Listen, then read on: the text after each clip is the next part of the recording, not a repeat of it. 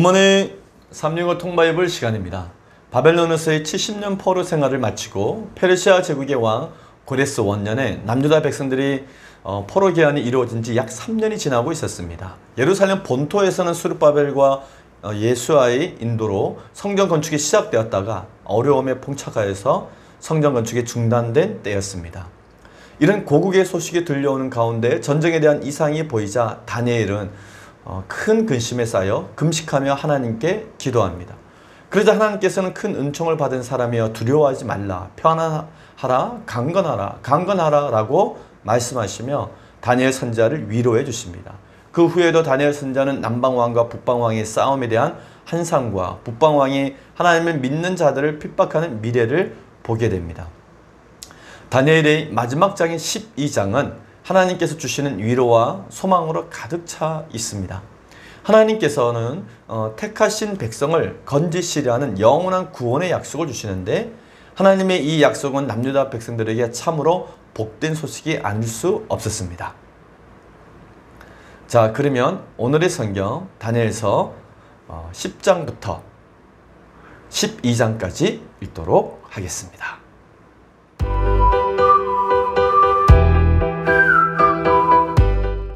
제264일 다니엘 10장. 바사왕 고레스 제3년에 한 일이 베드사살이라 이름한 다니엘에게 나타났는데 그 일이 참되니 곧 큰 전쟁에 관한 것이라. 다니엘이 그 일을 분명히 알았고 그 환상을 깨달았느니라. 그때에 나 다니엘이 새 이래 동안을 슬퍼하며 새 이래가 차기까지 좋은 떡을 먹지 아니하며 고기와 포도주를 입에 대지 아니하며 또 기름을 바르지 아니하니라. 첫째 달 24일에 내가 히데겔이라 하는 큰 강가에 있었는데 그때에 내가 눈을 들어 바라본즉 한 사람이 세마포 옷을 입었고 허리에는 우바스 순금띠를 띠었더라. 또 그의 몸은 황옥 같고 그의 얼굴은 번개빛 같고 그의 눈은 햇불 같고 그의 팔과 발은 빛난 녹과 같고 그의 말소리는 무리의 소리와 같더라. 이 한상을 나 다니엘이 홀로 보았고 나와 함께한 사람들은 그 한상은 보지 못하였어도 그들이 크게 떨면 도망하여 숨었느니라. 그러므로 나만 홀로 있어서 이 큰 한상을 볼 때에 내 몸에 힘이 빠졌고 나의 아름다운 빛이 변하여 썩은 듯하였고 나의 힘이 다 없어졌으나 내가 그의 음성을 들었는데 그의 음성을 들을 때에 내가 얼굴을 땅에 대고 깊이 잠들었느니라. 한 손이 있어 나를 어루만지기로 내가 떨었더니 그가 내 무릎과 손바닥이 땅에 닿게 일으키시고 내게 이르되 큰 은총을 받은 사람 다니엘아, 내가 내게 이르는 말을 깨닫고 일어서라. 내가 내게 보내심을 받았느니라 하더라. 그가 내게 이 말을 한 후에 내가 떨며 일어서니 그가 내게 이르되 다니엘아, 두려워하지 말라. 내가 깨달으려 하여 내 하나님 앞에 스스로 겸비하게 하기로 결심하던 첫날부터 내 말이 응답받았으므로 내가 내 말로 말미암아 왔느니라. 그런데 바사 왕국의 군주가 21일 동안 나를 막았으므로 내가 거기 바사 왕국의 왕들과 함께 머물러 있더니 가장 높은 군주 중 하나인 미가엘이 와서 나를 도와주므로 이제 내가 마지막 날에 내 백성이 당할 일을 내게 깨닫게 하러 왔노라. 이는 이 환상이 오랜 후의 일임이라 하더라. 그가 이런 말로 내게 이를 때에 내가 곧 얼굴을 땅에 향하고 말문이 막혔더니 인자와 같은 이가 있어 내 입술을 만진지라. 내가 곧 입을 열어 내 앞에 서 있는 자에게 말하여 이르되 내 주여 이 환상으로 말미암아 근심이 내게 더함으로 내가 힘이 없어졌나이다. 내 몸에 힘이 없어졌고 호흡이 남지 아니하였사오니 내 주여 이 종이 어찌 내 주와 더불어 말씀할 수 있으리까 하니 또 사람의 모양 같은 것 하나가 나를 만지며 나를 강건하게 하여 이르되 큰 은총을 받은 사람이여 두려워하지 말라. 평안하라. 강건하라. 그가 이와 같이 내게 말하매 내가 곧 힘이 나서 이르되 내 주께서 나를 강건하게 하셨사오니 말씀하옵소서. 그가 이르되 내가 어찌하여 내게 왔는지 내가 아느냐. 이제 내가 돌아가서 바사 군주와 싸우려니와 내가 나간 후에는 헬라의 군주가 이를 것이라. 오직 내가 먼저 진리의 글에 기록된 것으로 내게 보이리라. 나를 도와서 그들을 대항할 자는 너희 군주 미가엘 뿐이니라. 다니엘 11장 내가 또 메대 사람 다리오 원년에 일어나 그를 도와서 그를 강하게 한 일이 있었느니라.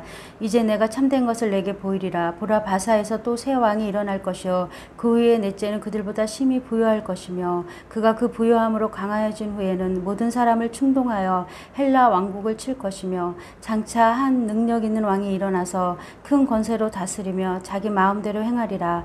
그러나 그가 강성할 때에 그의 나라가 갈라져 천하 사방에 나누일 것이나 그의 자손에게로 돌아가지도 아니할 것이요 또 자기가 주정하던 건세대로도 되지 아니하리니 이는 그 나라가 뽑혀서 그 외에 다른 사람들에게로 돌아갈 것임이라.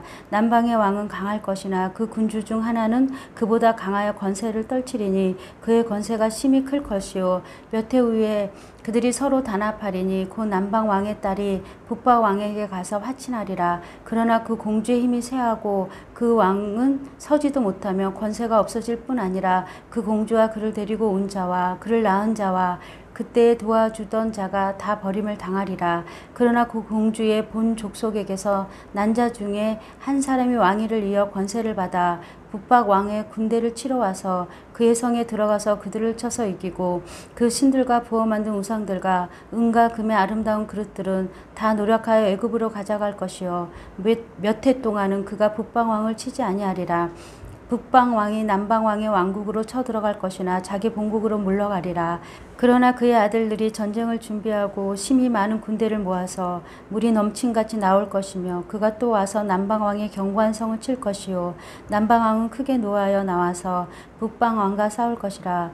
북방 왕이 큰 무리를 일으킬 것이나 그 무리는 그의 손에 넘겨준 바 되리라. 그가 큰 무리를 사로잡은 후에 그의 마음이 스스로 높아져서 수만 명을 엎드려 때릴 것이나 그 세력은 더하지 못할 것이요 북방 왕은 돌아가서 다시 군대를 전보다 더 많이 준비하였다가 몇 해 후에 대군과 많은 물건을 거느리고 오리라.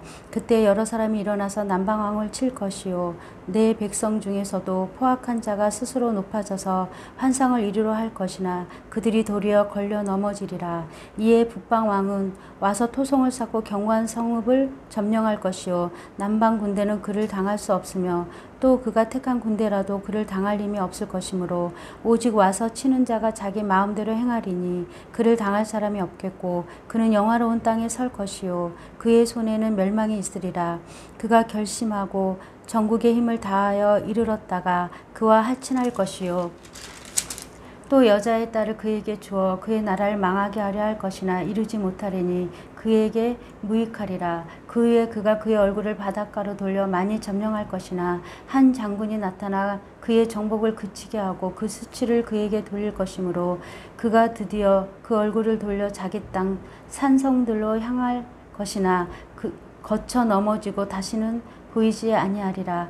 그 왕위를 이을 자가 압제자를 그 나라의 아름다운 곳으로 두루 다니게 할 것이나 그는 분노함이나 싸움이 없이 몇 날이 못되어 망할 것이요 또 그의 왕위를 이을 자는 한 비천한 사람이라. 나라의 영광을 그에게 주지 아니할 것이나 그가 평안할 때를 타서 속임수로 그 나라를 얻을 것이며 넘치는 물 같은 군대가 그에게 넘침으로 말미암아 패할 것이요 동맹한 왕도 그렇게 될 것이며 그와 약조한 후에 그는 거짓을 행하여 올라올 것이요 소수의 백성을 가지고 세력을 얻을 것이며 그가 평안할 때에 그 지방의 가장 기름진 곳에 들어가서 그의 조상들과 조상들의 조상이 행하지 못하던 것을 행할 것이요 그는 노력하고 탈취한 재물을 무리에게 흩어주며 계략을 세워 얼마 동안 산성들을 칠 것인데 때가 이르기까지 그리하리라. 그가 그의 힘을 떨치며 용기를 다하여 큰 군대를 거느리고 남방왕을 칠 것이요 남방왕도 힘이 크고 강한 군대를 거느리고 맞아 싸울 것이나 능히 당하지 못하리니 이는 그들이 계략을 세워 그를 침이니라. 그의 음식을 먹는 자들이 그를 멸하리니 그의 군대가 흩어질 것이요 많은 사람이 엎드려져 죽으리라. 이 두 왕의 마음이 서로 해하고자 하여 한 밥상에 앉았을 때 거짓말을 할 것이라. 일이 형통하지 못하리니 이는 아직 때가 이르지 아니하였으므로 그 일이 이루어지지 아니할 것임이니라. 북방 왕은 많은 재물을 가지고 본국으로 돌아가리니 그는 마음으로 거룩한 언약을 거스리며 자기 마음대로 행하고 본토로 돌아갈 것이며 작정된 기한에 그가 다시 나와서 남방에 이를 것이나 이번이 그 전번만 못하리니 이는 기띔의 배들이 이르러 그를 칠 것임이라. 그가 낙심하고 돌아가면서 맺은 거룩한 언약에 분노하였고 자기 땅에 돌아가서는 맺은 거룩한 언약을 배반하는 자들을 살필 것이며 군대는 그의 편에 서서 성석 곧 견고한 곳을 더럽히며 매일 드리는 제사를 폐하며 멸망하는 가증한 것을 세울 것이며 그가 또 언약을 배반하고 악행하는 자를 속임수로 타락시킬 것이나 오직 자기의 하나님을 아는 백성은 강하여 용맹을 떨치리라. 백성 중에 지혜로운 자들이 많은 사람을 가르칠 것이나 그들이 칼날과 불꽃과 사로잡힘과 약탈을 당하여 여러 날 동안 몰락하리라. 그들이 몰락할 때에 도움을 조금 얻을 것이나 많은 사람들이 속임수로 그들을 결합할 것이며 또 그들 중 지혜로운 자 몇 사람이 몰락하여 무리 중에서 연단을 받아 정결하게 되며 희게 되어 마지막 때까지 이르게 하려니 이는 아직 정한 기한이 남았습니다. 그 왕은 자기 마음대로 행하며 스스로 높여 모든 신보다 크다 하며 비상한 말로 신들의 신을 대적하며 형통하기를 분노하심이 그칠 때까지 하리니 이는 그 작정된 일을 반드시 이루실 것임이라. 그가 모든 것보다 스스로 크다 하고 그의 조상들의 신들과 여자들이 흠모하는 것을 돌아보지 아니하며 어떤 신도 돌아보지 아니하고 그 대신에 강한 신을 공경할 것이요 또 그의 조상들이 알지 못하던 신에게 금은 보석과 보물을 들여 공경할 것이며 그는 이방 신을 힘입어 크게 견고한 산성들을 점령할 것이요 무릇 그를 안다 하는 자에게는 영광을 더하여 여러 백성을 다스리게도 하며 그에게서 뇌물을 받고 땅을 나눠주기도 하리라. 마지막 때에 남방왕이 그와 힘을 겨룰 것이나 북방왕이 병과 마병과 많은 배로 해오리 바람처럼 그에게로 마주와서 그 여러 나라에 침공하여 물이 넘침같이 지나갈 것이요 그가 또 영화로운 땅에 들어갈 것이요 많은 나라를 패망하게 할 것이나 오직 에돔과 모압과 암몬 자손의 지도자들은 그의 손에서 벗어나리라. 그가 여러 나라들의 그의 손을 펴리니 애굽 땅도 면하지 못할 것이니 그가 권세로 애굽의 금은과 모든 보물을 차지할 것이요 리비아 사람과 구스 사람이 그의 시종이 되리라. 그러나 동북에서부터 소문이 이르러 그를 번민하게 하므로 그가 분노하여 나가서 많은 무리를 다 죽이며 멸망시키고자 할 것이요 그가 장막 궁전을 바다와 영화롭고 거룩한 산 사이에 세울 것이나 그의 종말이 이르리니 도와줄 자가 없으리라. 다니엘 12장. 그때 내 민족을 호위하는 큰 군주 미가엘이 일어날 것이요 또 환란이 있으리니 이는 개국 이래로 그때까지 없던 환란일 것이며 그때 내 백성 중 책에 기록된 모든 자가 구원을 받을 것이라. 땅의 티끌 가운데서 자는 자 중에서 많은 사람이 깨어나 영생을 받은 자도 있겠고 수치를 당하여서 영원히 부끄러움을 당할 자도 있을 것이며 지혜 있는 자는 궁창의 빛과 같이 빛날 것이요 많은 사람을 옳은 대로 돌아오게 한 자는 별과 같이 영원토록 빛나리라. 다니엘아 마지막 때까지 이 말을 간수하고 이 글을 봉함하라. 많은 사람이 빨리 왕래하며 지식이 더하리라. 나 다니엘이 본즉 다른 두 사람이 있어 하나는 강 이쪽 언덕에 섰고 하나는 강 저쪽 언덕에 섰더니 그 중에 하나가 세마포 옷을 입은 자 그 강물 이쪽에 있는 자에게 이르러 이 놀라운 일의 끝이 어느 데까지냐 하더라. 내가 들은즉 그 세마포 옷을 입고 강물 이쪽에 있는 자가 자기의 좌우손을 들어 하늘을 향하여 영원히 살아계시는 이를 가르쳐 맹세하여 이르되 반드시 한때 두때 반때를 지나서 성도의 권세가 다 깨지기까지이니 그렇게 되면 이 모든 일이 다 끝나리라 하더라. 내가 듣고도 깨닫지 못한지라. 내가 이르되 내 주여 이 모든 일의 결국이 어떠하겠나이까 하니 그가 이르되 다니엘아 갈지어다. 이 말은 마지막 때까지 간수하고 봉함할 것임이니라. 많은 사람이 연단을 받아 스스로 정결하게 하며 희게 할 것이나 악한 사람은 악을 행하리니 악한 자는 아무것도 깨닫지 못하되 오직 지혜 있는 자는 깨달으리라. 매일 드리는 제사를 폐하며 멸망하게 할 가증한 것을 세울 때부터 1290일을 지낼 것이요 기다려서 1335일까지 이르는 그 사람은 복이 있으리라. 너는 가서 마지막을 기다리라. 이는 내가 평안히 쉬다가 끝날에는 내 몫을 누릴 것임이니라. 아멘.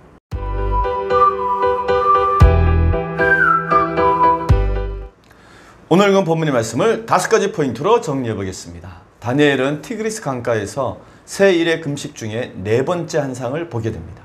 다니엘 선지자가 세 일의 동안 금식하며 하늘의 하나님께 기도합니다. 그리고 다니엘 선지자가 본 네 가지 한상 가운데 마지막 한상이 펼쳐집니다. 네 번째 한상이 보인 시기는 고레스의 조서에 따라 1차 포로 개환이 이루어진 후의 일이고 장소는 히데겔 강가였습니다. 히데겔은 티그리스 강의 히브리어 이름으로 유프라데스 강과 함께 메소포타미아 문명을 이룬 중요한 강입니다. 다니엘 선지자가 새 일의 금식 기도를 하던 중 1월 24일에 한상을 보았으므로 다니엘 선지자가 6월절 기간 때에 금식하며 기도했던 것으로 보입니다.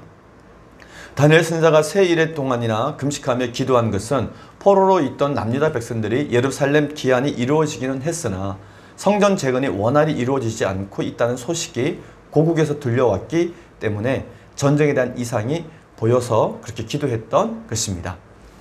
두 번째 포인트, 다니엘 선지자는 한상 중에 메시아의 모습을 보고 놀라고 두려워 혼절할 정도였습니다. 다니엘 선지자가 본 네 번째 한상은 히데겔 강가에서 본 사람의 한상이었습니다. 그때 내가 눈을 들어 바라본 중 한 사람이 세마포 옷을 입었고 허리에는 우바스 순금띠를 띠었더라. 또 그의 몸은 항목 같고 그의 얼굴은 번갯빛 같고 그의 눈은 햇불 같고 그의 팔과 발은 빛난 녹과 같고 그의 말소리는 무리의 소리와 같더라. 아멘. 다니엘 선지자가 히데겔 강가에서 본 사람의 한상은 메시아였습니다. 메시아는 제사장의 세마포 옷을 입고 제사장과 왕을 연상케 하는 우바스 정금띠를 띠고 있었습니다. 그는 번갯빛 같은 얼굴, 햇불 같은 눈, 빛난 녹과 같은 팔과 다리, 그리고 무리의 소리 같은 말소리를 가졌습니다. 이후에 복음서에서 예수님의 제자들이 변화산에서 본 예수의 모습과 사도 요한의 반모섬 섬에서 본 예수님의 모습을 연상케 하는 장면이었습니다. 다니엘은 메시아를 보고 이때 혼절하고 맙니다. 하나님께서 보여주시는 한상을 함께 있던 사람들은 보지 못했습니다. 그러나 다니엘만 그 한상을 보고 혼절했던 것입니다. 그러자 가브리엘 천사가 다시 나타나 다니엘 선지자를 도와줍니다.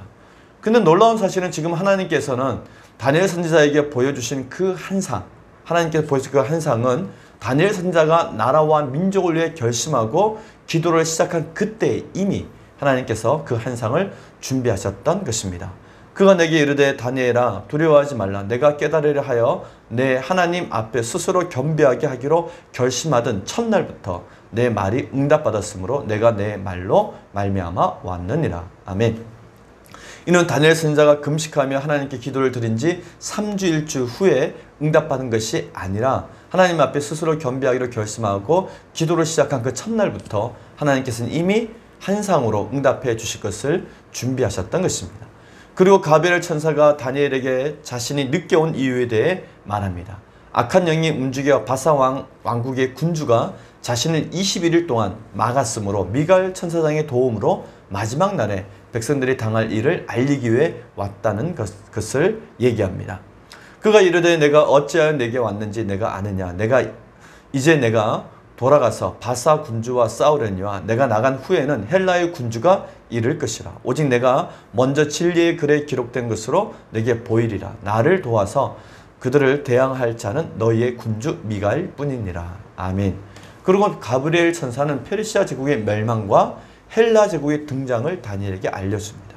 가브리엘 천사는 미가엘 천사장의 도움을 받아 이 모든 일을 이룰 것이라고 말합니다. 그리고 이제 그 내용을 본격적으로 진리의 글로 기록하여 다니엘 선지자에게 보일 것이라고 말합니다. 세 번째 포인트, 다니엘은 하나님께서 보여주신 페르시아 제국의 멸망과 헬라 제국의 등장에 대한 밑그림을 글로 기록합니다.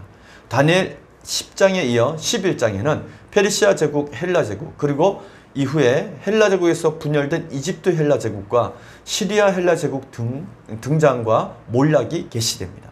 바벨론 제국을 무너뜨린 페르시아 제국이 강성하여져서 그리스까지 공격하게 되지만 오히려 역으로 그리스 위쪽에 있는 마게도니아에서 알렉산더가 나와 모든 상황을 역전시키며 페르시아 제국을 무너뜨리고 헬라 제국을 탄생시킵니다. 그러나 그 헬라 제국 역시 알렉산더 사후에 4개로 나뉘어 각각의 왕조들을 형성하게 됩니다. 이 중 애굽을 중심으로 한 프톨레미 왕조와 시리아를 중심으로 한 셀루크스 왕조 이야기가 다니엘서 11장에 예언되고 있습니다. 가브리엘 천사는 다니엘 선지자에게 메데 사람 다리오를 도왔던 일을 말하기도 했습니다. 내가 또 메데 사람 다리오 원년에 일어나 그를 도와서 그를 강하게 한 일이 있었느니라. 아멘. 그리고 계속해서 가브리엘 천사는 페르시아 제국의 멸망과 헬라 제국이 등장할 것에 관해 다니엘 선지자에게 미리 말해줍니다. 이제 내가 참된 것을 내게 보이리라. 보라, 바사에서 또 새 왕들이 일어날 것이요. 그 후에 넷째는 그들이 보다 심히 부유할 것이며 그가 그 부유함으로 강하여진 후에는 모든 사람을 충동하여 헬라 왕국을 칠 것이며 장차 한 능력 있는 왕이 일어나서 큰 권세로 다스리며 자기 마음대로 행하리라. 그러나 그가 강성할 때 그의 나라가 갈라져 천하 사망에 나눌 것이나 그의 자손에게로 돌아가지도 아니할 것이요. 또 자기가 주장하던 권세대로 되지도 아니하리니 이는 그 나라가 뽑혀서 그 외에 다른 사람들에게로 돌아갈 것입니다. 아멘.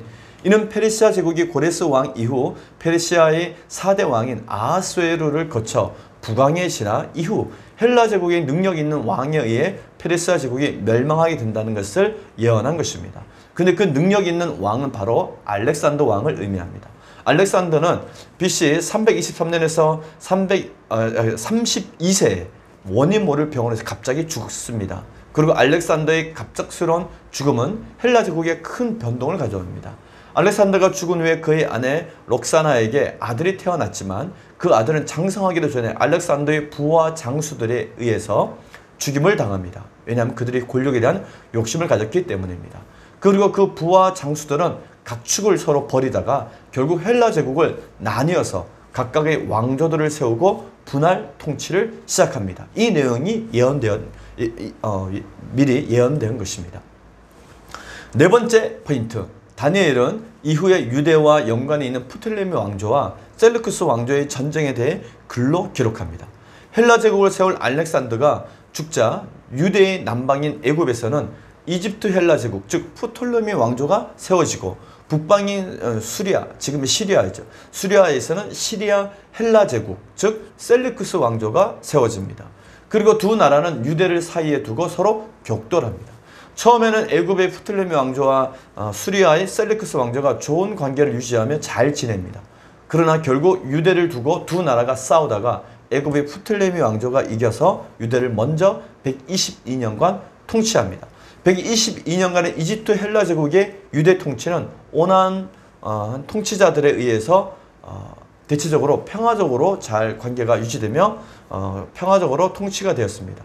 그러므로 유대의 대제사장들은 정치와 종교의 지도자로 자리를 계속해서 보존하게 됩니다. 그 시기에 프톨레미 왕조의 프톨레미 필라데포스가 히브리어 구약 성경을 헬라어로 번역하여서 헬라어 성경 72년을 역사에 남기게 됩니다. 그리고 그 시기에 애굽에서 유대인 노예 해방이 이루어지는데 그들은 예레미야 때 하나님의 말씀을 어기고 애굽으로 내려가 300여 년간 애굽에서 종으로 살았던 남유다 백성들이었습니다. 그 후 유대는 시리아 헬라 제국의 통치를 받게 됩니다. 북방 왕은 돌아가서 다시 군대를 전보다 더 많이 준비하였다가 몇 해 후에 대군과 많은 물건을 거느리고 오리라. 그때 여러 사람이 일어나서 남방 왕을 칠 것이요 내 백성 중에서도 포악한 자가 스스로 높아져서 한상을 이루려 할 것이나 그들이 도리어 걸려 넘어지리라. 아멘. 이때 유대는 이집트 헬라 제국의 지배에서 시리아 헬라 제국의 통치를 받게 됩니다. 그러나 그들의 삶에는 그다지 큰 변화는 없었습니다. 그런데 시리아 헬라 제국의 안티오쿠스 3세가 로마와 전쟁을 연거푸 2번이나 치르면서 또 그 전쟁에서 패하면서 큰 변동이 시작됩니다. BC 190년 로마와의 전쟁에서 패한 시리아 헬라 제국의 안티오쿠스 3세는 로마의 많은 땅을 빼앗겼을 뿐만 아니라 해군을 해체해야 했고 전쟁에 대한 책임으로 전쟁 배상금으로 1만 5천 달란트를 물어줘야만 했습니다. 시리아 헬라 제국의 안티오쿠스 3세는 로마의 배상금을 주기 위해서 자기 나라의 모든 신전의 재산을 압류했습니다. 그리고 헬리오도로스를 시켜서 자기들의 속국인 유대 예루살렘 성전까지 압류하라는 명령을 내렸습니다. 이와 같은 명령은 당시 시리아 헬라 제국 재정 상태가 얼마나 심각했는지를 보여주는 것이었습니다. 그러자 나라 곳곳에서 백성들이 안티오쿠스 3세에게 반기를 들고 안티오쿠스 3세는 BC 187년 수사에서 신전을 약탈한 뒤에 암살당하고 맙니다. 이후 시리아 헬라 제국에서는 셀루쿠스 4세가 등장하게 됩니다. 왕위에 오른 셀루쿠스 4세도 로마에 바쳐야 하는 전쟁 배상금 때문에 예루살렘 성전을 강탈하려고 합니다. 그러자 유대에서 또다시 심한 반대가 일어났고 오래지 않아 그도 곧 암살을 당하고 맙니다. 그리고 마침내 시리아 헬라 제국의 역사적인 인물인 안티오쿠스 4세가 등장합니다. BC 175년 왕이 된 안티오쿠스 4세는 스스로 자신을 안티오쿠스 에피파네스, 즉 신의 현현이라고 수식어를 즐겨서 사용했습니다. 그러나 그에 의해 피해를 입은 사람들은 그를 에피파네스가 아니라 에피마네스, 즉 미친놈으로 불렀습니다. 북방왕은 많은 재물을 가지고 본국으로 돌아가려니 그는 마음으로 거룩한 언약을 거스르며 자기 마음대로 행하고 본토로 돌아갈 것이며 작정된 기한에 그가 다시 나와서 남방에 이를 것이나 이분이 그 전번만은 못하리니 이는 기띔의 배들이 이르러 그들을 칠 것임이라. 그가 낙심하고 돌아가면서 맺은 거룩한 언약에 분노하였고 자기 땅에 돌아가서는 맺은 거룩한 언약을 배반하는 자를 살필 것이며. 아멘. 안티오쿠스 4세는 프톨레미 왕조가 다스리던 애굽을 빼앗고 싶어 했습니다. 그래서 여러 번 애굽에 선전포고를 했습니다. 마침내 국내 사정이 좋아지자 안티오쿠스 4세는 애굽을 침략했습니다. 그는 군대를 거느리고 가서 먼저 펠리시움을 공격하고 그 다음 애굽을 장악하기 시작했습니다. 안티오쿠스 4세는 이어 멤피스로 진격하여서 그곳을 함락시키고 알렉산드리아를 장악하기 위해 서두르고 있었습니다. 그러자 다급해진 애굽의 프톨레미 왕조가 로마에게 지원을 요청했습니다. 그때 애굽의 지원군으로 온 로마의 밀사 포필리우스 레나스는 안티오쿠스 4세에게 로마의 수많은 배들을 보여주면서 애굽에서 철수할 것을 명령합니다. 그래서 결국 제대로 변반한 싸움 한번 못해보고 안티오쿠스 4세는 로마의 힘에 밀려서 퇴각할 수밖에 없었습니다. BC 169년 안티오쿠스 4세는 애굽에서 퇴각하면서 유대 땅을 거쳐야 했는데 로마에 대한 굴욕과 또 자신의 헬라주의 정책에 대해서 반대해왔던 유대인들에 대해서 더 심한 박해를 가하게 됩니다. 한마디로 자신의 모든 분풀이를 예루살렘에 하기 시작을 했습니다. 이것이 안티오쿠스 4세의 예루살렘 성전 모독과 박해인 것입니다. 군대는 그의 편에 서서 성소 곧 견고한 곳을 더럽히며 매일 드리는 제사를 폐하며 멸망하게 하는 가증한 것을 세울 것이며 그가 또 언약을 배반하고 악행하는 자를 속임수로 타락시킬 것이나 오직 자기의 하나님을 아는 백성은 강하여 용맹을 떨치리라. 아멘.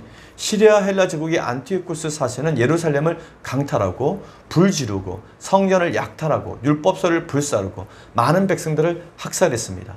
게다가 유대 백성들에게 모세의 율법에 따라 살지 못하게 하는 법령을 선포했습니다. 안티오쿠스 4세의 박해는 BC 167년에 절정에 도달했습니다. 예루살렘 성전 안에 올림피아 제우스 신을 위해서 제단을 쌓고 우상을 세워놓고 돼지를 희생 제물로 바친 것입니다. 그러자 이 정책에 반대하는 수많은 사람들이 희생됩니다. 결국 모데인의 한 원로 제사장의 혁명과 그 아들이 이어받은 마카비 혁명으로 멸망하게 됩니다. 마지막 5번째 포인트. 하나님의 마지막 당부는 기다리라입니다. 하나님께서는 다니엘 선지자에게 마지막 때까지 이 모든 말을 간수하고 이 글을 봉인하라고 명령하십니다. 그리고 마지막으로 두 천사가 미래의 일을 예언합니다. 즉 세상 끝날에 대해 이야기를 나눕니다. 다니엘의 마지막 당부는 기다리라입니다. 아직 하나님의 때가 이르지 않았습니다. 하나님께서 다니엘을 통해 다음과 같이 말씀하십니다. 너희가 만일 나를 신뢰한다면 기다리라. 아멘.